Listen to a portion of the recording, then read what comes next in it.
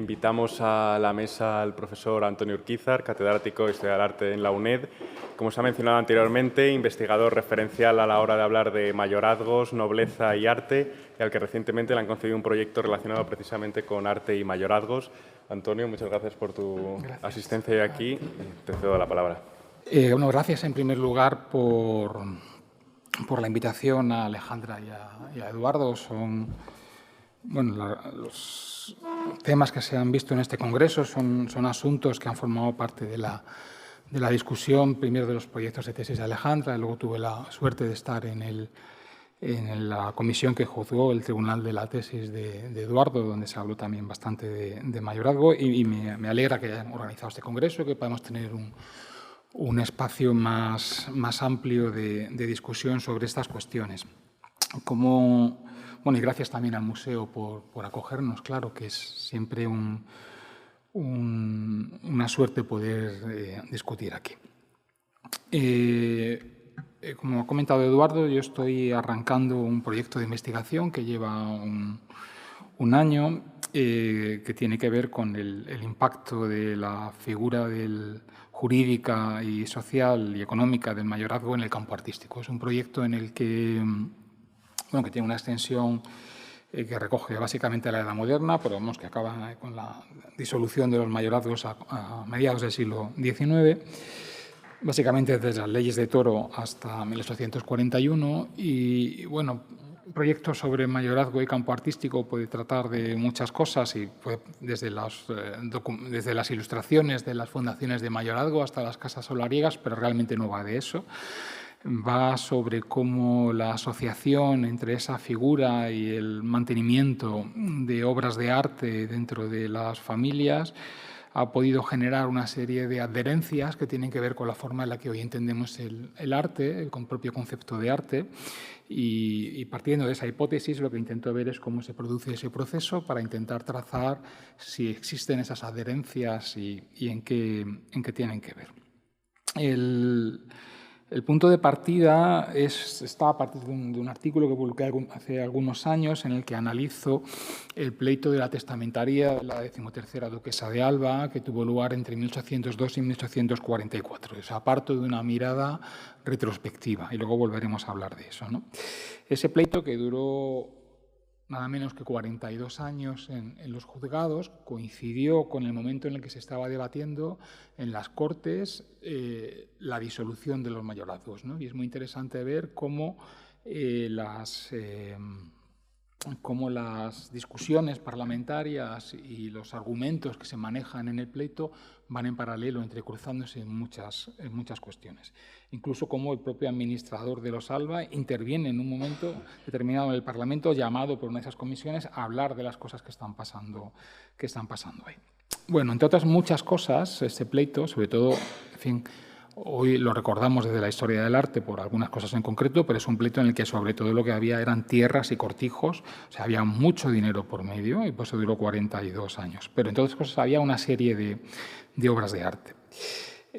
Había retratos y había varias pinturas, entre las que de manera destacada estaban la Venus del espejo de Velázquez, la Educación de Cupido de Correggio, que están las dos en la National Gallery, y también una Madonna de Rafael. Esas tres piezas y otras más, tapices también, acababan de ser irregularmente enajenadas de varios mayorazgos familiares, y se pretendía su vuelta y su reintegración por parte de la marquesa de Ariza como tutora del 14º duque de Alba. La 13ª, viendo que el linaje familiar primera mano se acababa con ella y había ese salto hacia los Ariza, probablemente tuvo menos problema en desintegrar aquello, pero allí se quiso retomar.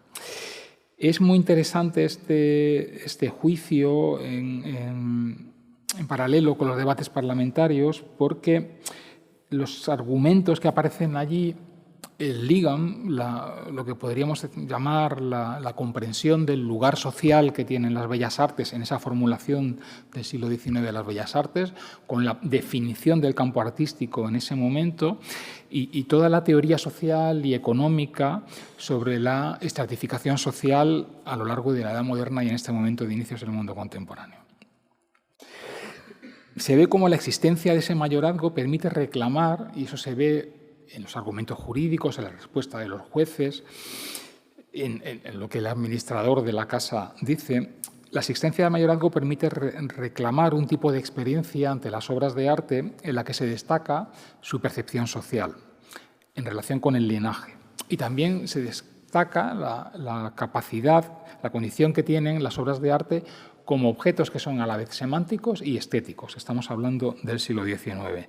Objetos semánticos y estéticos que funcionan de puente entre distintas generaciones. Es muy interesante ver que ese pleito señala esta posición, podríamos decir, ontológica de las obras de arte en un momento, el XIX, en el que eso se está convirtiendo parte de la ideología hegemónica de nuestro mundo contemporáneo, pero en una mirada retrospectiva que nos permite a nosotros hoy introducir matices en la manera en la que analizamos cómo se construía el canon artístico de manera progresiva en la literatura artística de la Edad Moderna. Hay una mirada que es la que genera la literatura artística y que está construyendo este canon, y hay otra mirada que es la que encontramos en la realidad jurídica y social de cómo esas obras se incardinan en el paisaje social y económico y jurídico.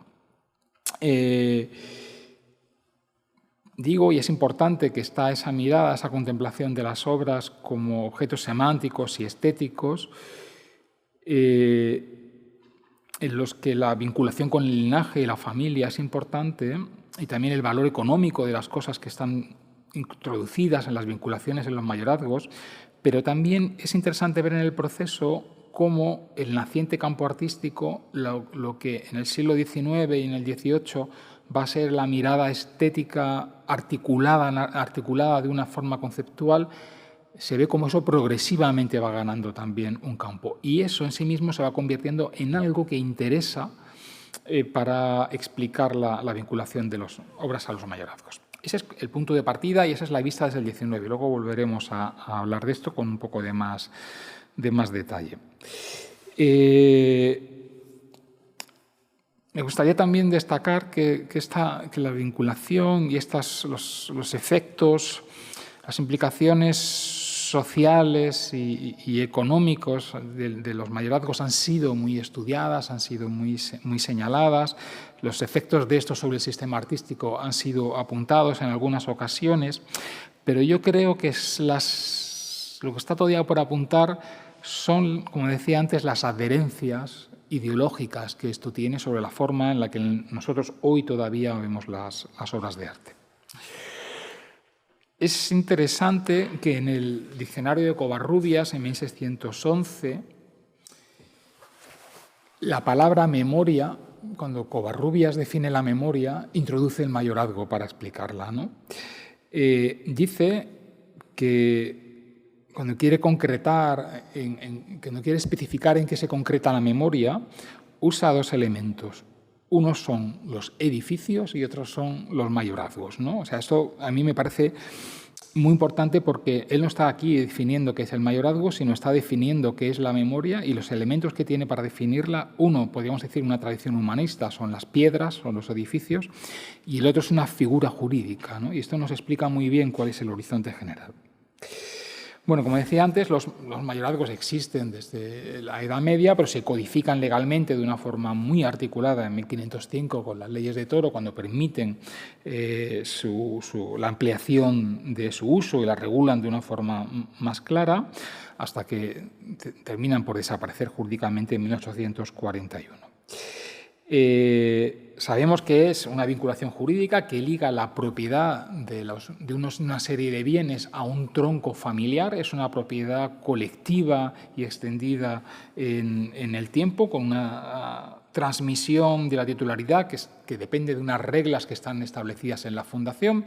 No siempre son mayorazgos de primogenitura, no siempre son masculinos, hay muchos tipos de mayorazgos, depende de lo que diga la fundación. En 1555, un tratadista jurídico, Antonio Gómez, lo definía así, dando por hecho que la mayor parte son de primogenitura. Cierta dignidad y prerrogativa de suceder que tiene el primogénito entre sus cognados. Y añadía, esta voz mayorazgo consiste en bienes particulares unidos e incorporados y prohibidos de enajenarse, cuya posesión reside en alguna persona particular. Esta prohibición de enajenarse es la clave, los bienes no pueden venderse, lo que los titulares disfrutan es el usufructo, es las rentas que producen, ¿no? Esto se hace porque favorece la concentración de un patrimonio y el mantenimiento del patrimonio dentro de un linaje. Es una medida que sobre todo está dirigida en principio a bienes raíces que tienen réditos económicos, especialmente tierras, pero también rentas, pero que desde el inicio de una manera muy habitual, sobre todo en las fundaciones de primeros mayorazgos, comprende la casa solariega, que es, por un lado, un símbolo fundamental de la familia noble, pero por otro lado es un bien que requiere una inversión importante, ¿no? Nunca fue algo estadísticamente mayoritario. Si revisamos de una manera en grandes números las fundaciones de mayorazgo, nunca fueron estadísticamente mayoritarias, pero son habituales y progresivamente más habituales los bienes que podríamos llamar que tienen una naturaleza suntuaria, que tienen que ver con el ornato, o los bienes que tienen un carácter simbólico en relación con el relato familiar. Y aquí empiezan a aparecer armas, joyas y después pinturas, tapices y libros. Una cuestión relevante es que esta fundación y la inclusión de los bienes en un mayorazgo supone la descapitalización del resto de herederos. Es decir, esto es una medida que es injusta según la tradición del derecho en la península ibérica. Los herederos, en principio, tendrían el mismo derecho todos a recibir lo mismo y mediante esta figura estamos eliminando derechos de algunos de nuestros herederos. Por eso toda la tratadística, y de manera muy clara Juan López de Palacios, dice que esto se puede hacer cuando hay una justa causa, porque es una excepción en el ordenamiento jurídico. Esto, insisto, porque es importante. Esta justa causa es la conservación, dice López de Palacios Rubios, la conservación de la memoria de la estirpe, del linaje o de la nobleza. Se entiende que es un bien para el Estado que determinadas familias concentren los recursos, eliminando los derechos de parte de sus herederos, con el fin de que tengan primero capacidad económica para tener un decoro en el ornato, tengan capacidad económica para ejercer el poder jurisdiccional con los medios suficientes. Eso es parte de la administración de la estructura del Estado. El Estado entiende que para tener a alguien que pueda armar unos caballeros, o alguien que pueda defender la frontera, o alguien que pueda tener una casa con el decoro suficiente, hay que concentrar los medios. Pero lo interesante es que desde los tratados jurídicos de la época se alinean recursos económicos y medios simbólicos. Está esa capacidad de tener dinero para que el poder pueda ejercerse, pero está esta idea de la conservación de la memoria también. En los textos, digo ya, de carácter jurídico de la época. Y es interesante ver cómo eso también, desde el principio, cala con muchísima presencia en la percepción pública que se tiene de la nobleza, en la que se liga mayorazgo, magnificencia y lugar social, ¿no? Pues desde Castillo Solórzano, titulando una obra de teatro El mayorazgo figura, a la aparición del término mayorazgo en toda la literatura teatral del momento, siempre en relación con esto, ¿no? Pues, por ejemplo, en La adversa fortuna de Bernardo de Cabrera, de Mirada Amezcua, hablando de las desgracias de Bernardo de Cabrera, pues dice, sin paramentos de seda, sin toldo, sin mayorazgo, ¿no? El mayorazgo es el epítome de esta lista de elementos que tienen que ver con la magnificencia. Otra cuestión que hay que tener en cuenta es que el mayorazgo, que es una figura legal castellana, es una figura que se está dando de manera similar por toda Europa, ¿no? y con distintos nombres, de primogeniture, a mayorat, a entail, fideicomis, morgadío, maseritia. Hay todo un universo de términos con matices, pero que nos hablan de un problema social al que se está respondiendo de la misma manera en Europa. Y yo creo que esto es interesante porque el estudio conectado de estas cosas por Europa nos puede permitir también contestar el italocentrismo con el que solemos movernos los historiadores del arte en España, ¿no? Porque es un fenómeno de la Edad Moderna, porque es un fenómeno en el que hay un policentrismo mucho más acusado. Bueno, desde el punto de vista de la historia social, las vinculaciones de bienes han sido trabajadísimas, desde los trabajos de Otto Brunner en el 39, hay toda una tradición de estudios de la familia, Bartolomé Clavero en España, pero en todos los países hay Bartolomés Claveros trabajando estos temas, ¿no? Y es interesante, como toda la literatura sobre historia de las familias, estudiando específicamente el mayorazgo, ¿no? Pues ha estudiado cómo se producen estos procesos de construcción de la memoria en la familia y el papel que tiene, ¿no? Resulta, sin embargo, interesante que desde la historia del arte, aparte de trabajos como el que acaba de presentar Manuel muy bien antes, no haya habido una reflexión sobre esto en Europa, ¿no? Incluso me resulta curioso de la historia del arte, incluso desde esto que se está llamando en las últimas décadas los Things Studies, ¿no? Los estudios sobre objetos como una subdisciplina de estudios culturales, ¿no? En la que ha habido pues, muchas líneas de trabajo sobre circulación, generalmente geográfica, intercultural, sobre materialidad. Se han manejado de forma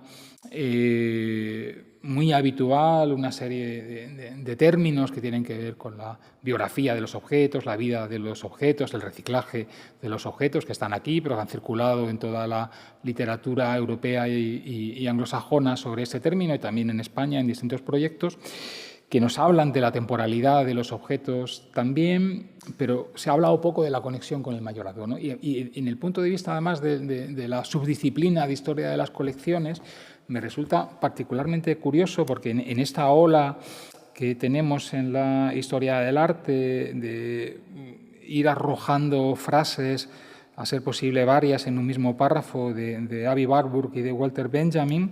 Benjamin insistió en el año 31 en el que el rasgo más distinguido de una colección siempre será su capacidad para ser transmitida y que la conexión entre colecciones y objetos heredados es el ángulo más interesante que tiene el estudio de la colección, ¿no? Pues me llama un poco la atención que normalmente estudiamos todavía las colecciones, sobre todo enfocándonos en la foto fija de un momento determinado, en parte entiendo que por lo que tiene de inercia a partir de un estudio basado en inventarios, ¿no? Y esa transmisión temporal es fundamental y en esto la figura de los mayorazgos, eso también pues lo vio Eduardo en su tesis, son fundamentales.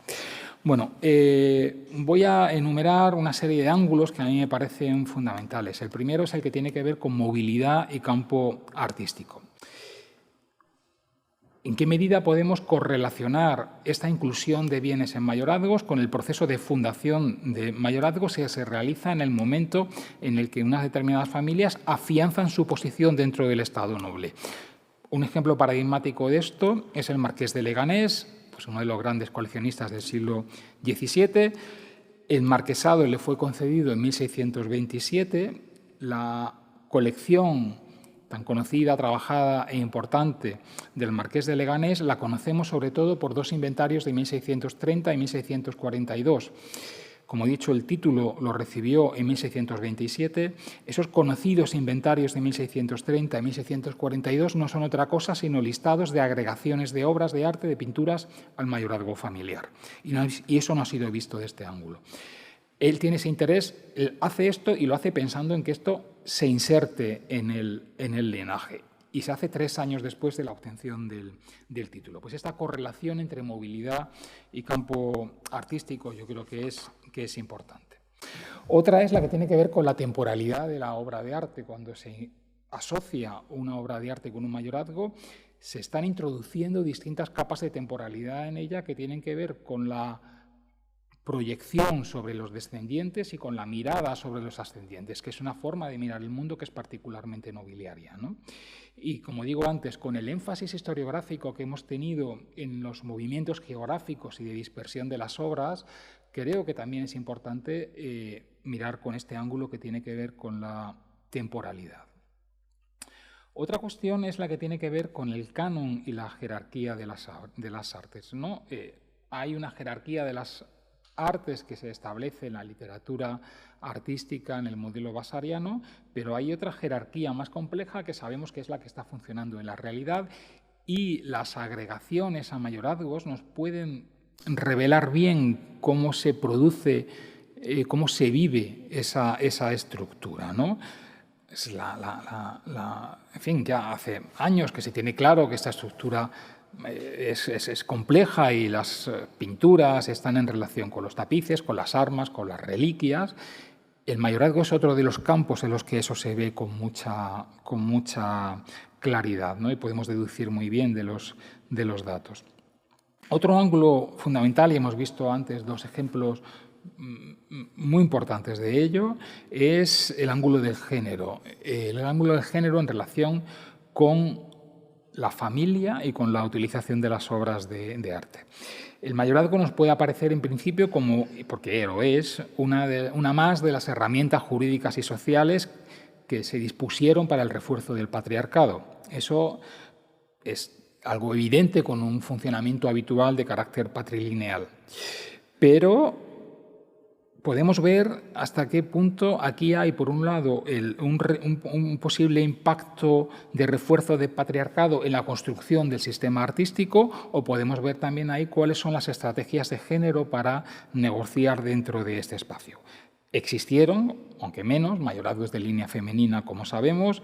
Existieron también la ostentación de mayorazgos de primogenitura por mujeres, y existieron mayorazgos en los que, como hemos visto aquí, se agregan, en el caso de las Navas, de línea femenina y de línea masculina. Y es interesante ver qué elementos pueden aparecer desde cada punto de vista y cómo también eso incide sobre la conservación en el tiempo de esos elementos.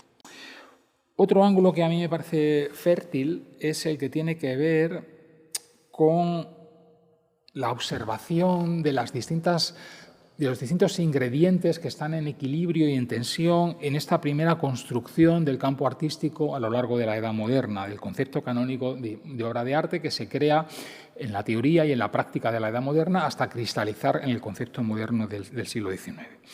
Y a mí creo que se puede ver muy bien cómo funciona esa basculación entre semántica, estética, magnificencia y memoria, que se mueve en todas las definiciones del campo artístico y que aquí podemos ver en la aplicación práctica de esas narrativas, ¿no?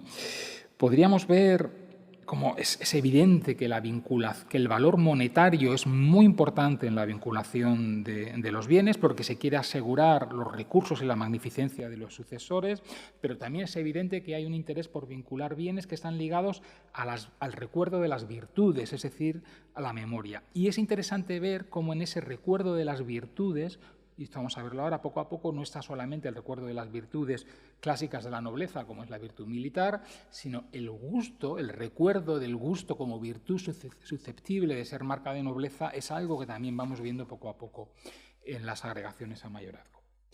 Bueno, en este horizonte, ¿cuál sería un poco más o menos el estado de conocimientos que hay en este sentido? Donde tenemos pues, una serie de noticias muy dispersas y hay que hacer un trabajo sistemático de análisis. Bueno, pues en este estado yo creo que, bueno, como punto de partida, el punto básico, es un punto además pues, bastante visible, conocido por todos, es en lo que tiene que ver con la jerarquía y con este proceso de construcción y definición progresiva del campo. Lo primero que hay que tener en cuenta es que el mayorazgo parte de las casas principales, ¿no? El papel que tiene la arquitectura como repositorio de la memoria y de la arquitectura también como elemento en el que hay una mayor carga económica es evidente en los mayorazgos, ¿no? El papel que tiene en relación con la memoria de la familia, y esto que está en la práctica jurídica de los mayorazgos está también en toda la narrativa de teoría social, incluso la narración de los propios textos de historia. Esto que es, bueno, pues lo que todos entendemos, el mayorazgo nos lo viene a confirmar más, por si hubiera que no hay ninguna duda.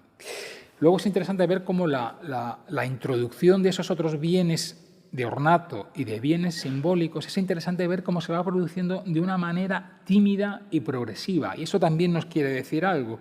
Están introduciéndose como algo que parece tener un carácter casi exploratorio. Algunos dicen, yo meto esto aquí, pero no es la práctica generalizada en el arranque. Y yo creo que esto también es interesante porque nos está mostrando cómo a lo largo de la primera mitad del siglo XVI se va conformando un nuevo entendimiento sobre estas políticas familiares que tienen que ver con la imagen.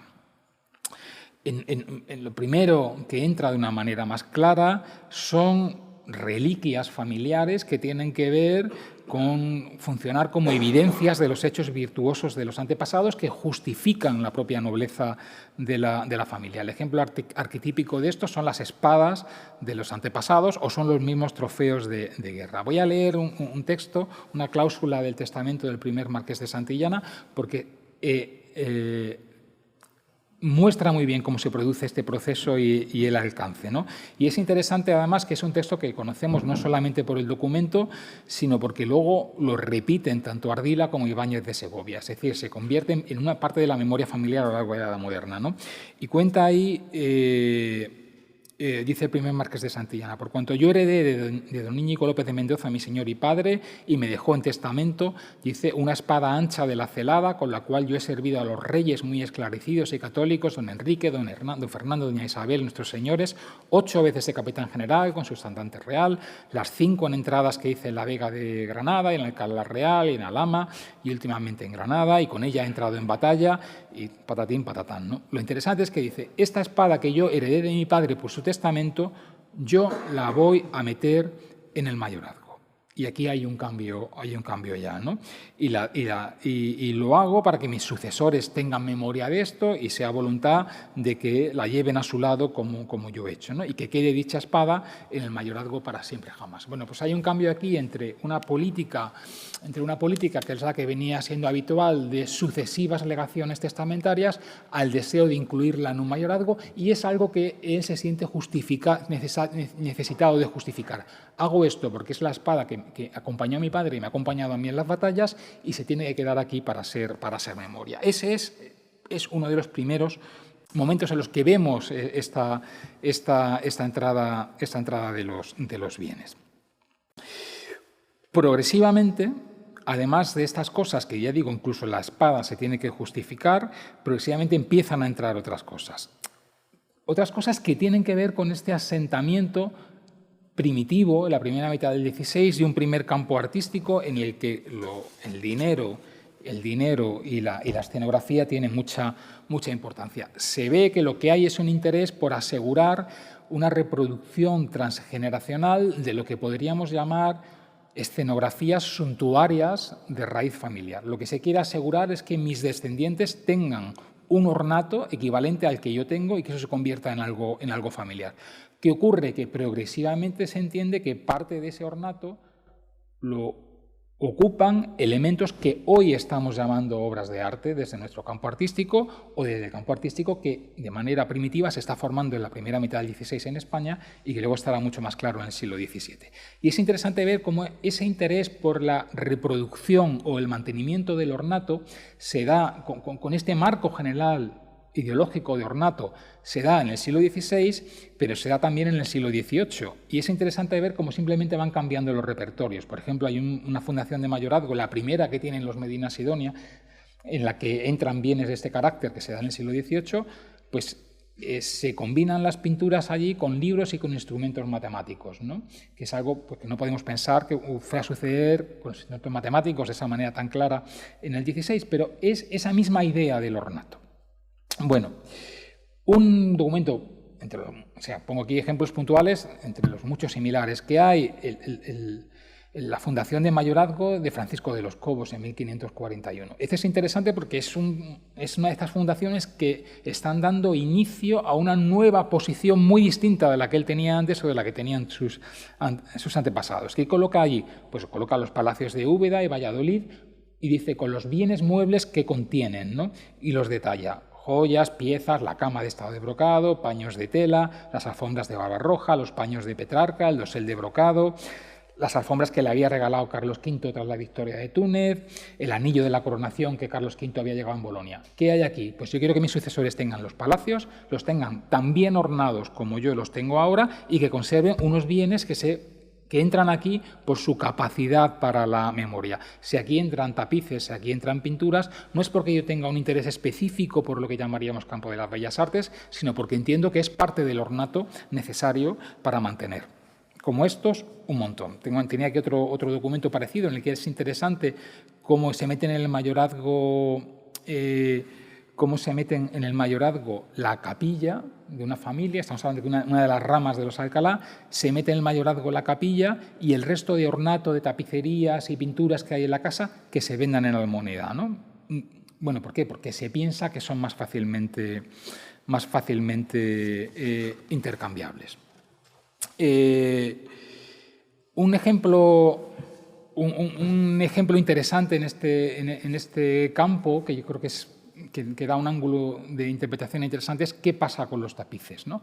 Y es interesante porque los tapices son de todos estos bienes muebles los que más dinero cuestan, y eso es evidente, y por eso muchos se introducen en el mayorazgo simplemente porque es asegurar ese mantenimiento de ese valor económico en la familia, pero también muchos de estos tapices están contando cosas que tienen que ver con elementos concretos de la historia de la familia, ¿no? Y estoy pensando en los Alba con la guerra de Alemania y cosas de ese tipo, ¿no? Es un elemento interesante para ver este balance que decía yo antes entre memoria y dinero, ¿no? Y con los tapices es muy interesante. Tengo aquí, entre otras muchas cosas, una cosa que nos permite ver la delicadeza de este equilibrio. Cuando los duques de Frías vinculan los tapices, dicen que estos se deberían exponer únicamente los días en los que se celebrase la gloria del linaje. Que no se gasten en el día a día, que estén en los días en los que está la memoria del linaje. Bueno, una cosa que interesa aquí es ver cómo este modelo de vamos a asegurar el ornato, sean como sean los bienes, no es una cosa que digamos esto funciona y luego se sustituye por una apreciación más artística. Eso es algo que se mantiene durante toda la Edad Moderna hasta llegar al mundo contemporáneo y pasa en toda Europa. Voy a poner un ejemplo simplemente para que veamos los límites, la extensión que tiene este modelo. Un caso interesantísimo para todas estas cosas es el de la nueva nobleza napoleónica. Los generales de Napoleón conquistan Europa, conquistan un continente y una vez que lo han conquistado se pueden a fundar mayorazgos y a llenar palacios de cosas, ¿no? Porque hay que hacer lo que se ha hecho siempre. Bueno, cuando Napoleón en un decreto de 1807 le da al mariscal Ney, al príncipe de Wagram, un señorío jurisdiccional y con las rentas en Trichanka, Szelánica, en Polonia, se describe todas las rentas, los señoríos, los siervos, la casa y los cuadros que hay en la casa, ¿no? Está todo ahí. Y le dice Napoleón a Wagram: a ti te doy esto, pero no se puede ni vender ni alienar por tu parte ni por ninguno de tus descendientes. Es decir, ese modelo de comportamiento lo tenemos en 1807 con Napoleón, a quien debemos nuestro Código Civil y a quien Europa debe ser el mundo que es hoy también. Bueno, en este contexto, ya con esto voy a ir cerrando, porque si no, no cerramos nunca, es interesante ver lo que pasa a lo largo del siglo XVI, segunda mitad, y en el XVII, con la introducción cada vez más importante de la pintura en estos mayorazgos. Porque la pintura que entra al principio, como estamos viendo, con las casas, con todo lo que hay dentro, y en lo que hay dentro la pintura, porque es parte de lo que hay dentro y es parte del ornato, la pintura se convierte en un elemento central para nosotros como historiadores del arte en estos mayorazgos, porque nos está contando la presencia real ya en las prácticas de este nuevo campo artístico en el que la apreciación de la pintura ocupa un lugar central.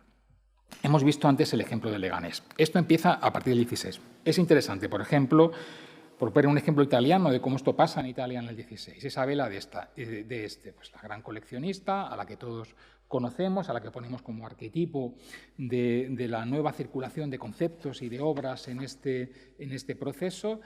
Isabela es una de estos héroes o heroínas del Renacimiento en esa idea burkhartiana de la identidad personal, pero Isabela se preocupa de que los bienes queden vinculados a la familia. O sea, ahí está ya. Esa persona que es una de las primeras con la que podemos decir que tiene un entendimiento realmente artístico de este campo, y esto pues nuevamente no se comenta, vincula los bienes a la familia. Eso pasa ahí, eso pasa con los Navas en 1557 y eso pasa lo mismo, entre otros muchos, en 1773 con la duquesa del Infantado. Aquí tenemos al Marinus, la duquesa del Infantado de 1773 hace ya una lista en la que coloca con los nombres a Rubens, a Teniers y a Van Dyck. Lo interesante aquí es que ya no meto las tablas que están de ornato. O sea, yo quiero que mis descendientes tengan pintura, pero no que tengan cualquier pintura. Yo quiero que tengan una pintura porque es un Rafael, por ejemplo. Eso ya en sí mismo es un elemento que hace que quiero que lo tengan.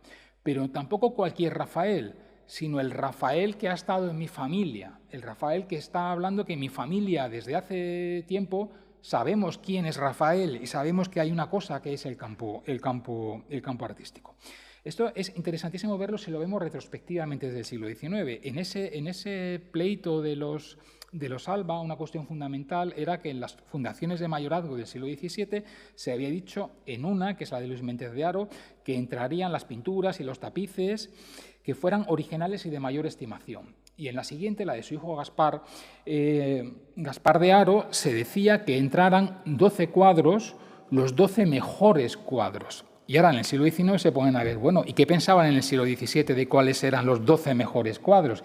¿Qué quiere decir esto? Y es interesante ver también cómo hay un cambio entre de su mayor estimación, que puede ser estimación económica, porque están también los tapices, o cuando se habla ya con el hijo de los mejores cuadros. Los mejores cuadros no son ya necesariamente los que cuestan más dinero, son los mejores. Y ahora, ¿cuáles son los mejores? Pues hay 42 años de juicio para decidirlo, resolviendo al final que lo que le damos son solamente los retratos, que son lo que tiene que ver con el linaje. Pero nosotros, que no somos jueces teniendo que decidir en 1844, pues con un poco de intuición histórica podemos ver que probablemente cuando Gaspar de Haro estaba hablando de los 12 mejores cuadros, ahí estaba la Venus del Espejo de Velázquez, ahí estaba Correggio y ahí estaba Rafael. En este panorama hay también, y este es el cierre, una serie de cosas que tienen que quedar claras. En los mayorazgos normalmente lo que no nos encontramos, o no siempre, son los Rafaeles, los Rubens, los Teniers ni los Van Dyck. Ni siquiera en esas atribuciones sospechosas que aparecen en los inventarios. Es decir, no todas las pinturas que aparecen son pinturas para las que se reclama una apreciación desde el canon que ha generado el campo artístico. Muchas, y pasa mucho en el 18 también, son simplemente listados de pinturas. ¿Qué ocurre? Que se ha interiorizado a partir del 17 la necesidad de tener una galería de pintura. Y en el 18 se mete una galería mediana en el mayorazgo porque está interiorizado que eso es lo que hay que tener. Aunque sea una galería de pintura como tal, se está percibiendo como ornato, como escenografía, no desde un campo de vista específicamente artístico. Y también hay que tener en cuenta que la mayor parte de los mayorazgos que se fundan en estos años no tienen ninguna referencia a bien artístico, es decir, que estamos hablando aquí de una cosa que es minoritaria. Y eso también nos tiene que hacer pensar sobre el modelo, nos tiene que hacer pensar sobre la tendencia que tenemos los historiadores del arte a estar buscando la selección de lo que encaja en lo que queremos contar, ¿no? Porque la mayoría, insisto, no está en esto. Y es interesante ver, por ejemplo, cómo Pons en el siglo XVIII está hablando de la conveniencia, justo ya cuando empieza a debatirse si hay que cargarse los mayorazgos, porque son un problema para la nueva economía del nuevo mundo que se está alumbrando. Pons empieza a decir que los mayorazgos son buenos para la historia del arte, para el arte, porque permiten conservar y mantener galerías en el tiempo.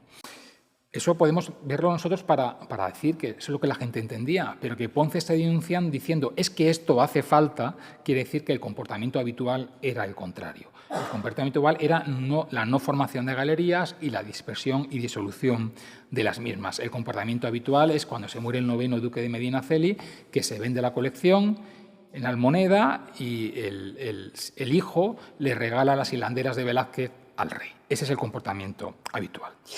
Y aquí, y ya de verdad que es el final, creo que tenemos que decir una cosa, que para la mayor parte de las familias los bienes artísticos eran intercambiables, es decir, no los meto en el mayorazgo porque sé que mi sucesor, con las rentas que estoy dejando, con las tierras, con las rentas, los censos que estoy dejando, mi hijo va a tener dinero para comprar unas pinturas nuevas. Entonces, no me preocupa asegurarlo.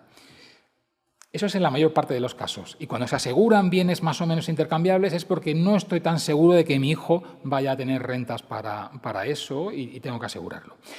Y cuando vemos cosas como lo de Gaspar de Haro es porque hay una comprensión del campo artístico, porque yo sé que mi hijo, aunque tenga rentas, a lo mejor lo que no va a conseguir es un Rafael, porque el mercado de los Rafaeles no se lo va a permitir. Entonces, yo estoy en una comprensión del campo artístico en el que sé que tener un Rafael es distinto de tener otra cosa y quiero que mi hijo asegure esto. Y sé que no es una cuestión que dependa únicamente de las rentas, sino de la posición y de las oportunidades de mercado.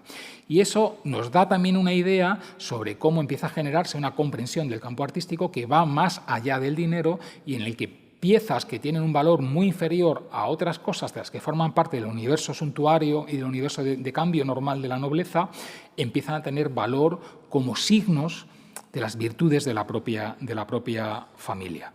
En el balance entre la detección de estos casos en los que esto es lo normal y la realidad de la práctica habitual que estaba muy lejos de esto, pues está el equilibrio que tenemos que tener en la interpretación de cómo esto incide o no en la formación del campo artístico y en nuestra propia idea. Y podríamos hablar mucho más de otras cosas que pasan en el 19. Por ejemplo, cuando desaparecen los fideicomisos en Roma, cómo se generan excepciones para que, aunque ya no exista el fideicomiso como una norma jurídica, sí se pueda seguir aplicando a las grandes colecciones familiares romanas, a los burgueses, a los Espada, al resto, colecciones que acaban siendo compradas por el Estado y que acaban en la base de los museos que tenemos hoy día, ¿no? Y eso es también una pista de por dónde puede ir el impacto. Y aquí termino. Gracias.